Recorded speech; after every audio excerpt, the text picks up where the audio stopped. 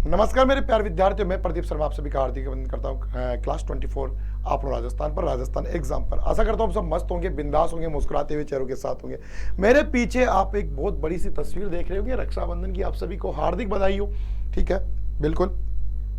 सबसे पहले हम यहाँ पर बात करते हैं। सबसे पहले इंपॉर्टेंट बात मैं आपको बता दूं, फिर क्लास कंटिन्यू चलेगी, हमारी नॉन स्टॉप चलेगी और जबरदस्त तैयारी के साथ चलेगी।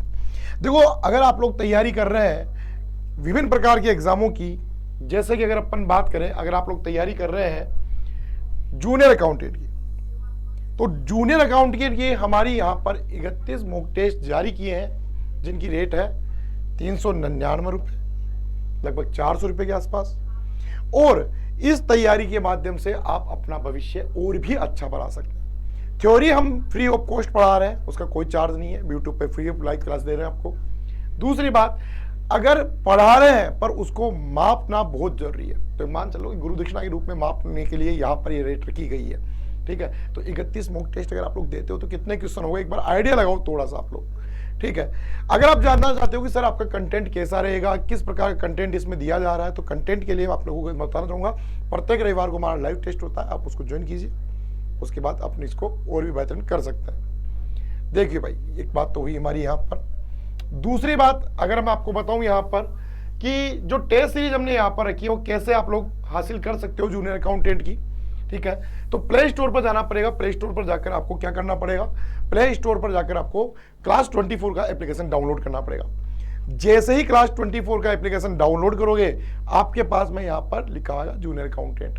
वहां पर आपको पेपर सेकंड और पेपर फर्स्ट के बारे में मिलेगा। पेपर फर्स्ट और पेपर सेकंड लगातार आप लोग यहाँ से टेस्ट दे सकते हैं। ठीक है, इस प्रकार से अगर आप टेस्ट देते हैं प्रत्येक टेस्ट के साथ में, तो देखो सुनो कितने परसेंट हो गए बेटा जी, एक बार दिमाग लगाओ, अंदाजा लगा लो एक बार। इसी प्रकार से अगर आप लोग तैयारी कर रहे हो महिला सुपरवाइजर की, तो महिला सुपरवाइजर राखी का ऑफर है यार, दे दो की बार अपनी बहनों को गिफ्ट। अगर पढ़ सकती तो वो अच्छी बात है, अच्छी मेहनत कर सकती है। और बहनें हैं तो भाई को दिला दो कि अब की बार राखी के साथ साथ ये ले, पढ़ाई कर घर में बैठ के शांति से, और टेस्ट देके तैयारी कर अपनी। तो ये भी आप लोग देख सकते हो, 31 मॉक टेस्ट है, ये 299 रुपये में। इसको भी अंदर आपको क्या करना पड़ेगा, सेम कंडीशन है, प्ले स्टोर पर डाउनलोड करना पड़ेगा क्लास 24। उसके बाद में आप लोग वहां पर जाओगे तो महिला सुपरवाइजर मिलेगा, वहां से ये क्लिक करना है। उसके बाद में कंटिन्यू आप लोग पे करते ही ये तमाम चीजें आप देख पाओगे। ये हमारा टेलीग्राम चैनल है, अगर आप लोग इसको ज्वाइन नहीं किया है तो अभी तक ज्वाइन कर लीजिएगा, क्योंकि काफी बेनिफिट आपको यहाँ से भी मिलने वाला है। अगर मैं इन सभी की बात करता हूं तो आप लोग ध्यान से देखिएगा, यहां पर रक्षाबंधन के ऑफर में आपको 11% का ऑफ मिला है, जो कि 28 से 30 तक है। अब आप तारीख आज निकल गई, कोशिश कर सकते हो, रिक्वेस्ट कर सकते हो आप इन नंबरों पर जाकर, तो ये हो सकता है आप लोगों के लिए छूट को बरकरार रखें। ठीक है, तो यहाँ पर आपको यहाँ पर राखी कोड यूज करना है। जैसे ये कोड यूज करोगे तो आपको इसका बेनिफिट 100% मिलेगा।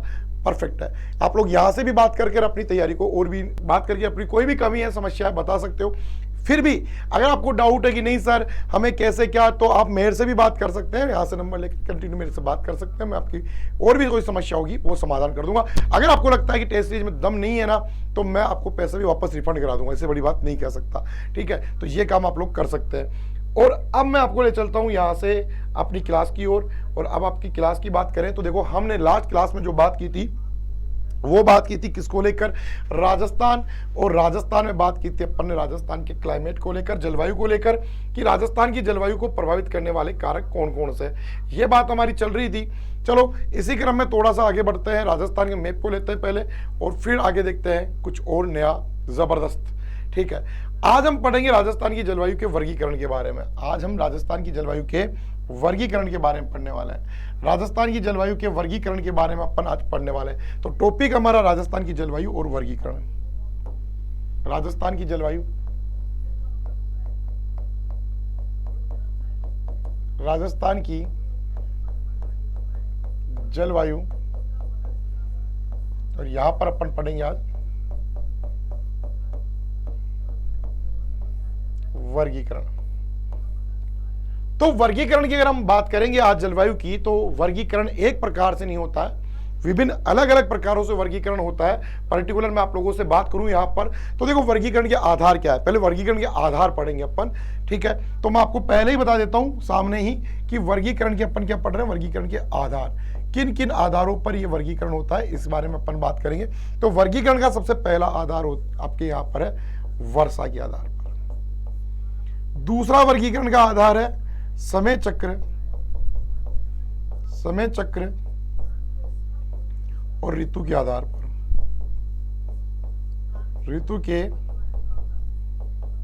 आधार पर।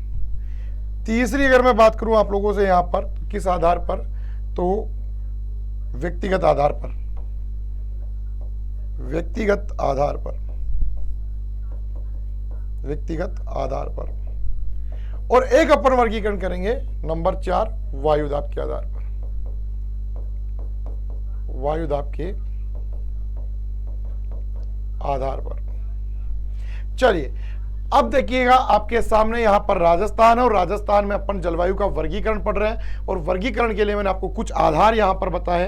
ये आधार कौन कौन से हैं, तो वर्षा के आधार पर, समय चक्र व ऋतुओं के आधार पर, वायुदाब के आधार पर, व्यक्तिगत आधार पर। तो ये 4 आधार हमारे को यहाँ पर विशेष रूप से ध्यान रखने और चारों आधारों के आधार पर अपन ने बात करनी है किसकी, राजस्थान के क्लाइमेट की, राजस्थान की जलवायु की। और अपन ने बताया कि इसकी जलवायु कैसी है, उपोष्ण जलवायु प्रदेश है ये, ठीक है। तो ये अपन को बात करनी है, क्या आप लोग तैयार है? तो मैं सबसे पहले आप लोगों से जानना चाहूंगा कि माय डियर, आप इन सब आधारों में से सबसे पहले किसको पढ़ना पसंद करोगे? वर्षा, समय चक्र, ऋतु के आधार पर, व्यक्तिगत आधार पर, वायुदाब या वर्षा के आधार पर? बताओ, वायुदाब के आधार पर किस आधार पर पढ़ना पसंद करोगे? तो आप लोग डिसाइड कर लीजिएगा और बताइएगा कमेंट्स करके फटाफट से। इसके साथ में आपको एक काम और भी करना है, सेशन को अभी तक आपको लाइक और शेयर नहीं किया ना, तो फटाफट से लाइक और शेयर कर लो माय डियर। फिर कब करोगे यार, इतना टाइम निकल जाएगा। फटाफट से क्लास को एक बार लाइक करें, शेयर करें। जिन्होंने अभी तक चैनल को सब्सक्राइब नहीं किया, चैनल को सब्सक्राइब भी कर लें। अब चलते हैं यहाँ से आगे की ओर।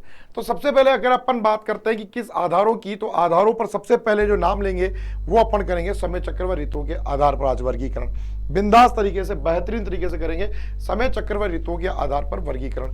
ये ले लिया हमने पहला टॉपिक। राजस्थान की जलवायु का वर्गीकरण समय चक्र व ऋतुओं के आधार पर, समय चक्र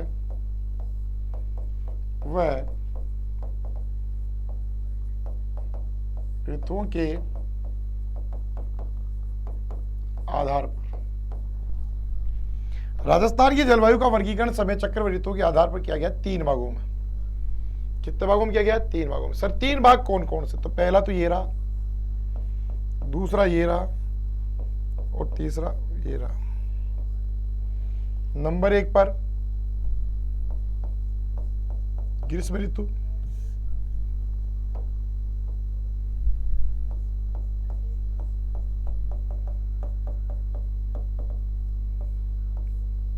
नंबर 2 पर वर्षा ऋतु और नंबर 3 पर शीत ऋतु।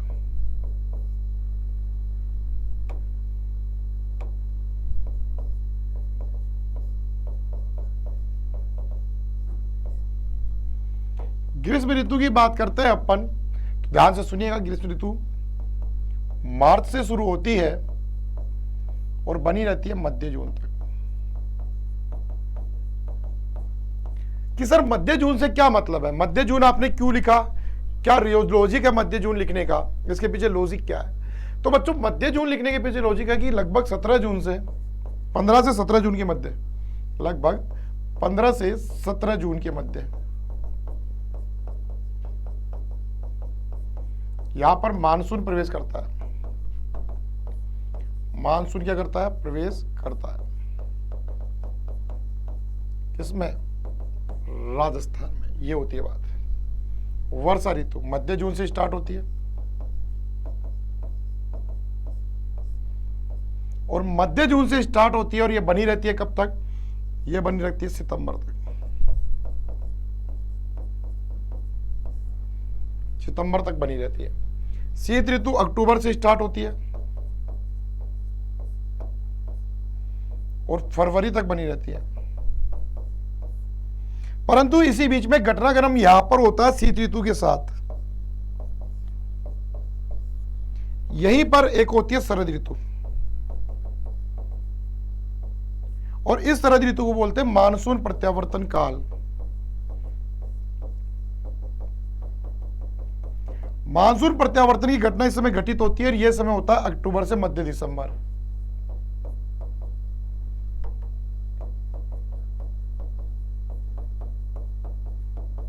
मध्य दिसंबर।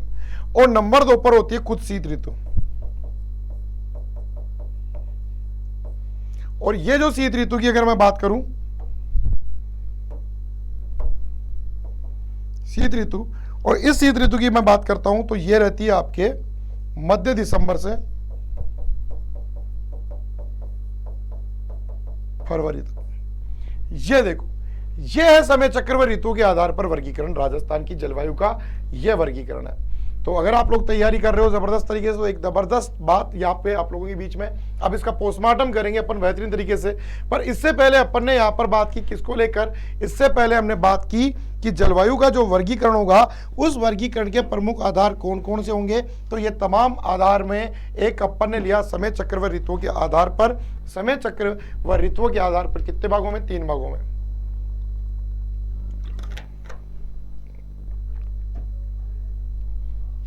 देखो, ये तो हो गया समय चक्र और ये हो गई ऋतुएं।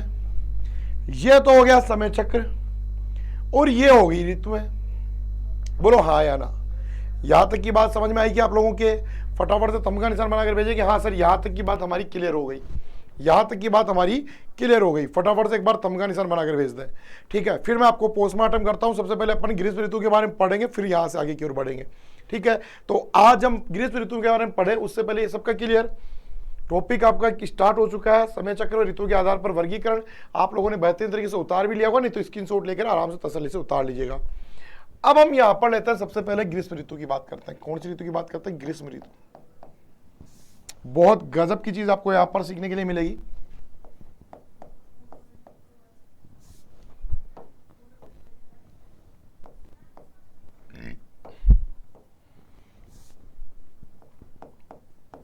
ग्रीष्म ऋतु तो मार्च से, ये तो आपको पता ही है कब से,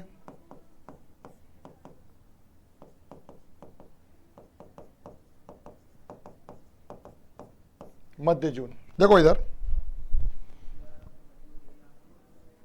समझा रहा हूं आपको, समझने की कोशिश कीजिएगा।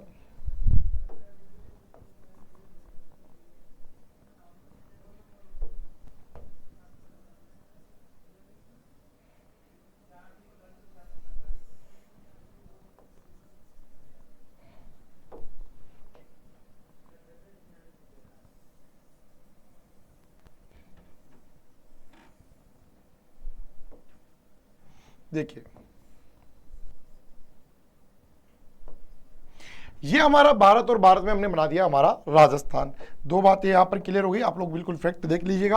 अब अपन ग्रीष्म ऋतु पढ़ रहे हैं कि गर्मियां क्यों होती है, उसके पीछे लॉजिक क्या है, क्या ऐसे कारण है कि हमारे राजस्थान में गर्मियां होती है। ठीक है, ये तमाम नॉलेज अपन यहां से लेने वाले हैं।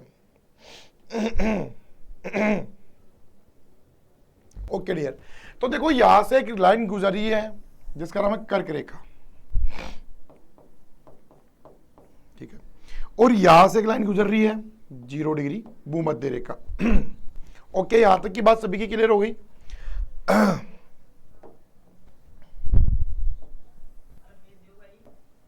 0 डिग्री भूमध्य रेखा। यहां पर सूर्य चमकता है, करकरी पड़ गई गले में। यहां पर सूर्य चमकता है 21 मार्च को। इधर हो जाता हूं मैं, 21 मार्च को। अब जब पृथ्वी वहां पर परिक्रमण और परिभ्रमण की गतियां करती रहती है, तो ऐसी कंडीशन में धीरे धीरे सूर्य उत्तरायण की ओर बढ़ता है। तो मार्च के बाद महीना आता है मई या अप्रैल। अप्रैल, ठीक है, चलो ठीक है, अप्रैल ही आता है। अप्रैल के बाद मई, और मई के बाद महीना आता है जून का। और सूर्य कर्क रेखा तक पहुंचने में इसको समय लगता है 21 जून। तो बताओ, धीरे धीरे धीरे धीरे धीरे धीरे सूर्य हमारी ओर बढ़ रहा है कि नहीं बढ़ रहा? बढ़ रहा है ना। जब सूर्य हमारी ओर धीरे धीरे यहां से बढ़ रहा है, तो बताओ इस समय हमारे यहां पर गर्मियों का प्रभाव बढ़ेगा या घटेगा? बढ़ेगा। तो ओबियसली आपकी बात समझ में आ गई कि सूर्य जैसे जैसे जैसे हमारे करीब आएगा वैसे वैसे वैसे हमारे यहां पर गर्मियों का प्रभाव बढ़ेगा, घटेगा तो है ही नहीं। दिन बड़े होंगे, रातें छोटी होगी। तो सूर्य जैसे जैसे हमारे पास आ रहा है तो क्या होगा, गर्मियों का प्रभाव बढ़ेगा। तो ग्रीष्म ऋतु हमारी क्यों होती है, तो सूर्य हमारे करीब आ रहा है, सूर्य हमारे लंबवत आ रहा है और यहां पर आकर चमकने के कारण यहां पर ऐसा हो रहा है। तो यह एक लॉजिक है सबसे पहला कि हमारे यहां पर गर्मियां क्यों होती है। इस समय गर्मियों के समय उत्तर पश्चिम से चलती है पवनें। उत्तर पश्चिम से क्या चलती है, पवनें। उत्तर पश्चिम से इस समय चलती है पवनें, और जब ये पवनें चलती है इन पवनों की गति होती है तेज। पवनों की गति क्या होती है, तेज, जिनमें मिले होते हैं धूल के कण। इसे अपन बोलते हैं आंधी, और इसे अपन क्या बोलते हैं, आंधी। तो ये आंधियां हमारे यहां पर जब आती है तो किधर से होकर आती है, उत्तर पश्चिम से। तो इन आंधियों का जो प्रवेश होता है वो होता है गंगानगर जिले से।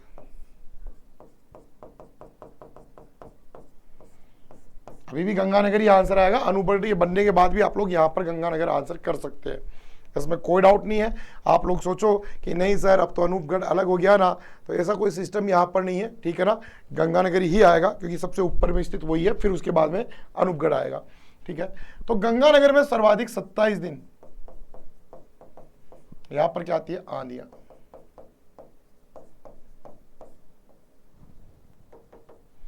गंगानगर में सर्वाधिक 27 दिन आंधियां आती है। और आंधियों का प्रवेश द्वार भी सही कहते हैं, उत्तर पश्चिम से आंधियां आती है, पवनें यहाँ पर गति तेज होती है। पर जैसे जैसे आंधियां आगे की ओर बढ़ती है तो यहां पर झालावाड़ में 3 दिन आंधी आती है। तो यहां पर आती है न्यूनतम और यहां पर आती है सर्वाधिक। सर ऐसा क्या लॉजिक है कि यहां आते आते इनका प्रभाव कम हो जाता है? तो लॉजिक बताने की आवश्यकता है ही नहीं, आप सभी को बिल्कुल क्लियर पता है लॉजिक का। तो सर कैसे पता है, बताना एक बार। तो जैसे जैसे पवनें आगे की ओर बढ़ेगी तो बीच में अरावली आती है। अरावली इन आंधियों के प्रभाव को कम कर देती है और झालावाड़ पहुंचते पहुंचते मात्र 3 दिन औसत आपकी आंधियां आती है। यह बात आप लोग विशेष रूप से ध्यान रखना। तो राजस्थान में आंधियों का प्रवेश द्वार गंगानगर जिले को कहते हैं और राजस्थान में आंधियों का एग्जिट झालावाड़ जिले को कहते हैं। नोट कर लेना, प्रवेश द्वार और एग्जिट झालावाड़ को कहते हैं, ठीक है। यहां तक की बात हुई। अब गर्मियों में चलती है गर्म पवनें। ये तो आंधियों की बात हुई है, किसकी बात हुई है, आंधी की। अब गर्मियों में चलती है गर्म पवनें। क्या चलती है, गर्म पवनें। गर्म पवनें जब चलती है तो इन गर्म पवनों की बात करें तो इन गर्म पवनों को प्यार से क्या बोलते हैं, इन गर्म पवनों को बोलते हैं लू। क्या बोलते हैं, लू। गर्मियों में चलती है चक्रवात नुमा पवनें।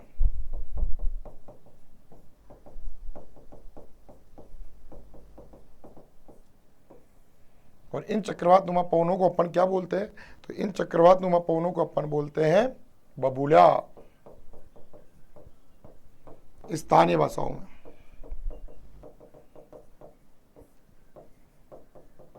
शब्दावली में, अरे भाई लोकल लैंग्वेज में अलग अलग स्थानों पर अलग अलग नाम से जानते हैं। भाई मेरे इधर तो बबूला बोलते हैं, आपके इधर पता नहीं क्या बोलते होंगे, ठीक है। तो बता दो अगर कुछ बबूला के अलावा कुछ स्पेशल बोलते हो तो, ठीक है। तो यहाँ पर जो हमारी स्थिति बनती है कुछ इस प्रकार की यहाँ पर बनती है। तो अपन देखो एक बार वापस इन चीज़ों को समझ रहे हैं, ध्यान से सुनिएगा, चीज़ों को समझने की कोशिश कीजिएगा। चीज़ों को मैं आप लोगों के सामने एक्सप्लेन कर रहा हूँ, इसके पीछे लॉजिक है कि काफ़ी चीज़ें आपको यहाँ पर पता होनी चाहिए। तो ये स्थिति बन जाती है हमारी गर्मियों में, ठीक है। तो एक बार फिर से सुनो गर्मियों की स्थिति।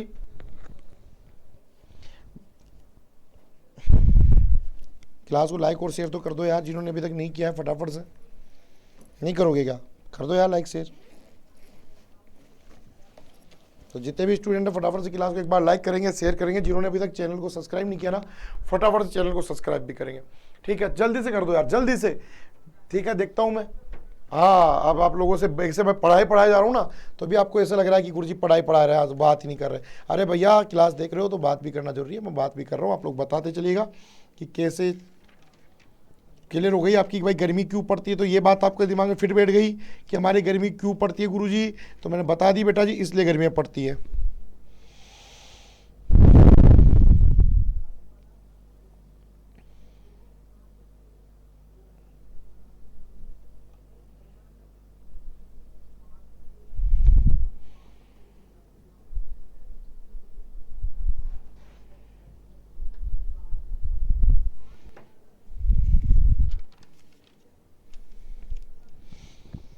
एक बार फिर से सुन लो, फिर आगे चलेंगे यहाँ से। देखो, गर्मियों में जो पवन है, धीरे धीरे सूर्य की किरणें 21 मार्च के बाद सूर्य कर्क रेखा की ओर बढ़ता है, तो गर्मियों के बढ़ने का सबसे प्रमुख कारण यही है कि इसलिए तो हमारी गर्मियां पड़ती है।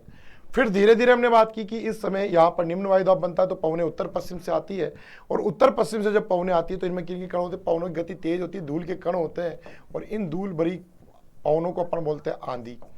आंधियों की बात करते हैं तो आंधियां जबरदस्त तरीके से आती है, और जब आंधियां आती है, एंट्री करती है, तो ये उत्तर पश्चिम से करती है, और यहाँ पर धुआंधार आंधी आती है। यहीं पर बीच में अरावली के प्रभाव को क्या कर देती है, कम कर देती है आंधियों के प्रभाव को। आंधियों का प्रवेश गंगानगर जिले से होता है, यहाँ पर सर्वाधिक 27 दिन आंधियां आती है।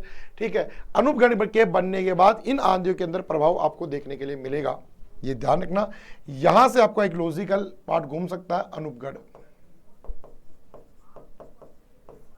अनूपगढ़ के बाद में अगर आप गंगानगर की बात करते हैं तो फिर आपका आंसर यहां पर बदलेगा। देखो, बदलती हुई चीज बता रहा हूं, और अनूपगढ़ में ही सर्वाधिक आंधियों वाला जिला बन सकता है, सर्वाधिक आंधियों वाला। ठीक है, तो ये बात आपको लॉजिकल ध्यान रखनी है विशेष रूप से। तो पुराने आंकड़े नए आंकड़े दोनों आपको बताते हुए चल रहा हूं। अनूपगढ़ के अंदर अब सर्वाधिक आंधियां हो सकती है, जो कि गंगानगर एरिया कम रह गया अनूपगढ़ से भी।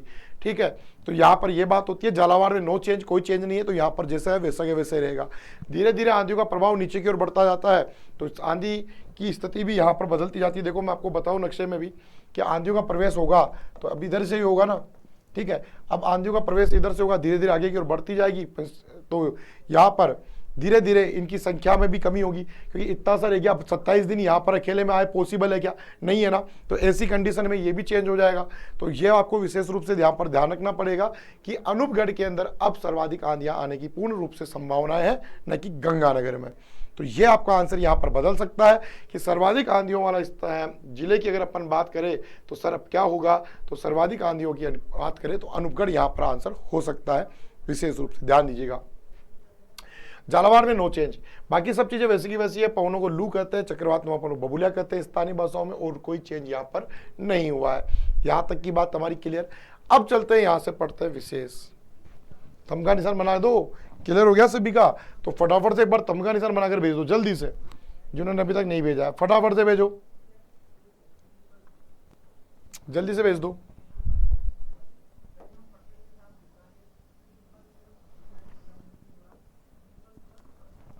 अब सुनो आगे की कहानी। राजस्थान में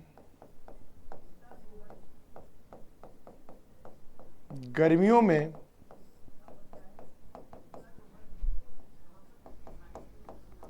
औसत तापमान कितना रहता है, औसत तापमान।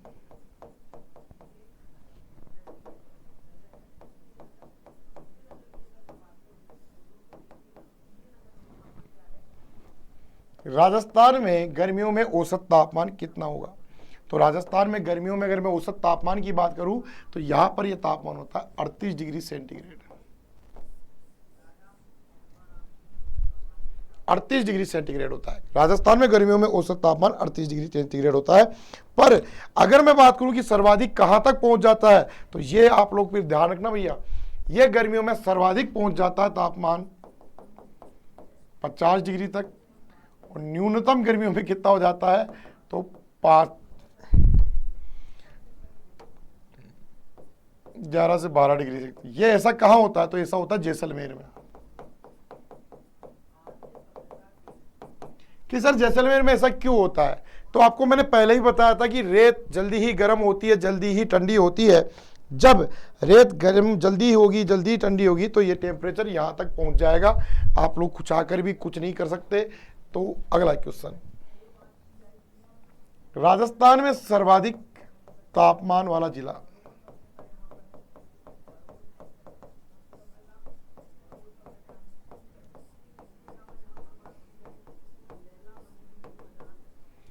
राजस्थान में सर्वाधिक तापमान वाला जिला कौन सा है? अगर ये बात की जाती है तो राजस्थान में सर्वाधिक तापमान वाला जिला है कौन सा?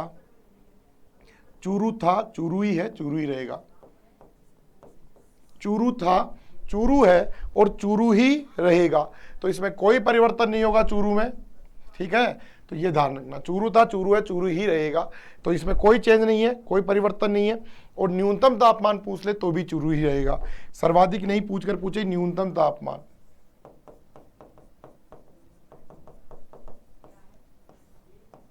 तो दोनों ही कंडीशन में चूरू ही आपका आंसर होने वाला है। नेक्स्ट क्वेश्चन है सर्वाधिक।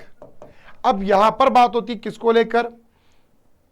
दैनिक तापांतर को लेकर।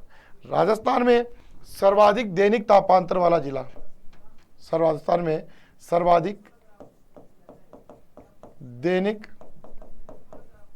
तापांतर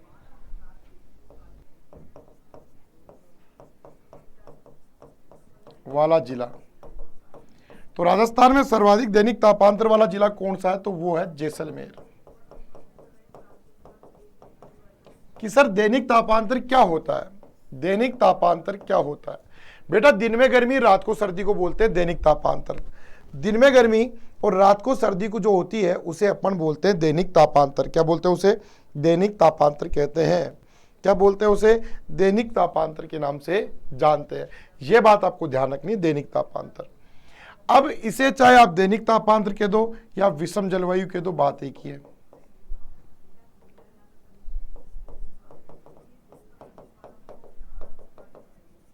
दोनों बातें आप यहां पर कर सकते हो, इसमें कोई डाउट नहीं है।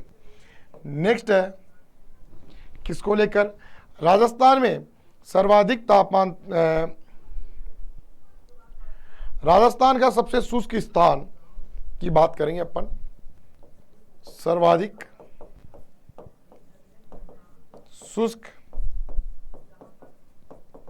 स्थान, राजस्थान का सर्वाधिक शुष्क स्थान कौन सा है? तो वो पहले भी वही था जो अभी है, सम, जैसलमेर।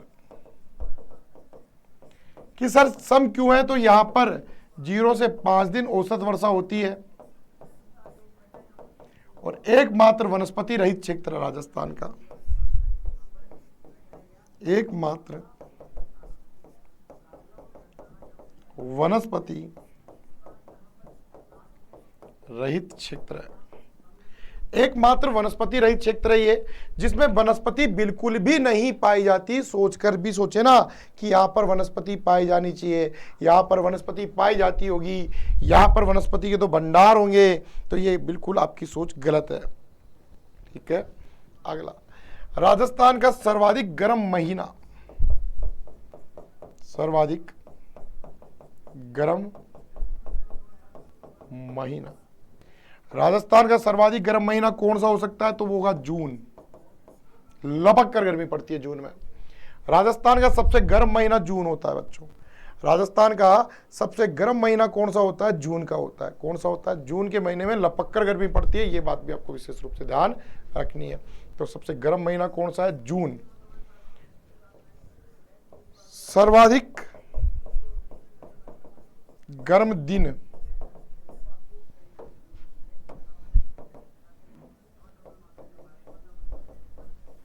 इक्कीस दिन। सबसे बड़ा दिन,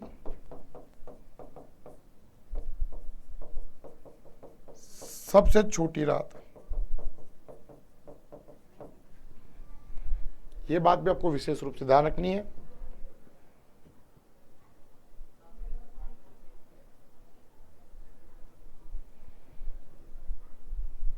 ओके, तो यह बात भी आपको विशेष रूप से यहां पर ध्यान रखनी है।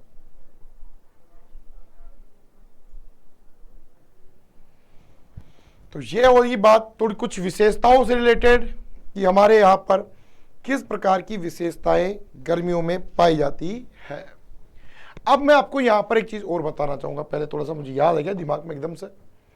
देखो पवनों में जब आप लोगों ने कभी एनालाइज किया कि राजस्थान में जो आंधियां चलती है, गर्म पवनें चलती है, इस समय आंधियों के साथ साथ कभी आप लोगों ने ये भी देखा कि बारिश होती है? कमेंट्स करके बताओ हाँ या ना, फिर चलूंगा मैं यहां से आगे की ओर। ठीक है, क्या आप लोगों ने इस समय एनालाइज किया क्या कि बारिश होती है? बताओ।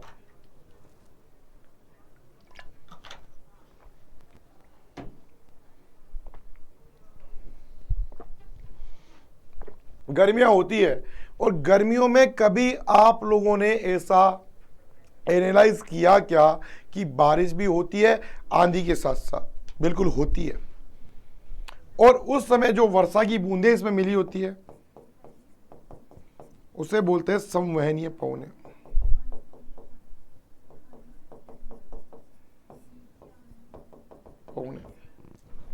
चलो मैं आपको थोड़ी यहां पर इंडिया की नॉलेज भी दे देता हूं, भारत की नॉलेज भी देता हूं। राजस्थान के अलावा भारत में गर्मियों में जो बारिश होती है उस किसको कहा क्या कहते हैं, आपको पता होना चाहिए, नॉलेज में होना चाहिए। ठीक है, तो यहां पर बात करें भारत में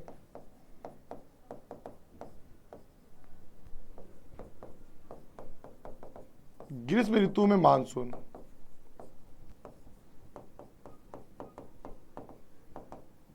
भारत में ग्रीष्म ऋतु में मानसून, भारत में ग्रीष्म ऋतु के मानसून की अगर हम बात करते हैं तो कुछ मानसूनों के नाम मैं लिख रहा हूं, आप लोग ध्यान से बताइए कहां हो सकते हैं। ठीक है, जैसे काल बैसाखी, जैसे काल बैसाखी, काल वैसाखी, काल वैसाखी नंबर 1 पर। नंबर 2 पर आम्र वर्षा, आम्र वर्षा। यहीं पर नंबर 3 पर मैं अगर आप लोगों के साथ बात करता हूं तो बताओ कौन सी वर्षा होगी? ठीक है, वो है बादोली वर्षा,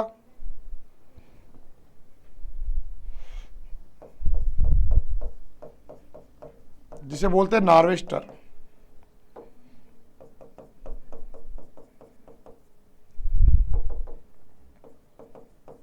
और चेरी ब्लास्टम, चेरी ब्लास्टम, कहवा वर्षा, कहवा ओब्लिक कॉफी वर्षा।